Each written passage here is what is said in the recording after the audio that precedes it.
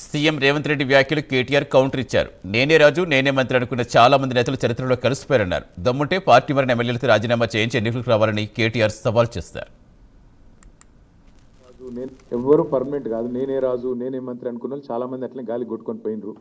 ఈ దేశము చాలా గొప్ప దేశం. ప్రజల చైతన్యాన్ని కూడా ఎవరైనా తక్కువ అంచనా ఇస్తే చాలా తెలివి తక్కువది.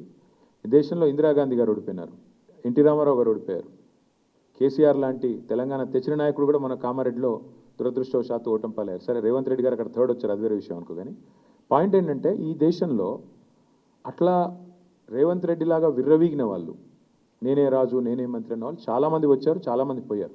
కానీ దేశం అట్లే ఉంది, ప్రజల చైతన్యం అట్లే ఉంది. చైతన్యాన్ని తక్కువ అంచనా వేసిన వాళ్ళు ఎవరైనా కూడా గాలికి పోతారు భవిష్యత్తులో. నేను రేవంత్ రెడ్డిని ఒకటే అడుగుతున్నా, మీరు కూడా అడగండి. ఇలా ప్రెస్ మీట్ పెడతారు కదా, అడగండి. నిజంగా నీ గవర్నమెంట్ మీద నీకు అంత నమ్మకం ఉంటే ఆ 10 మందితో రాజీనామా చెప్పించి ఎలక్షన్కు చూద్దాంపా. ఎందుకంటే ఇది స్థానిక ఎన్నికలు. ఆ స్థానికంగా మోరీ బాగుందా, ఆడ నీళ్ళు వస్తున్నాయా లేవా, ఆడ అభ్యర్థి ఓడిపోయిందా గెలిచిండా, వీటన్నిటి మీకెళ్ళి నడుస్తుంది. ప్లస్ ప్రభుత్వం ఎన్నిటి మీకెళ్ళి నడుస్తుంది, నీకు తెలుసు నాకు తెలుసు. ఇప్పుడు బాన్స్వాడ్ ఉంది ఫర్ ఎగ్జాంపుల్ చెప్తున్నాను. నేను పోయి మొన్న ఆడ సవాల్ చేసిన పోచారం గారిని, రండి రాజీనామా చేసి రండి, భయం ఎందుకు, నిజంగానే బాన్స్వాడ మున్సిపాలిటీ గెలిచిన అంటది కదా కాంగ్రెస్, రా మరి గోదాలోకి రా, బాన్స్వాడలో రాజీనామా చేయి. ఒక పోచారం గారే కాదు, 10 మంది ఎమ్మెల్యేలు ఎవరైతే ఇవాళ కాంగ్రెస్ వాళ్ళు వాళ్ళ పార్టీలో చేర్చుకున్నారో, సరే స్పీక్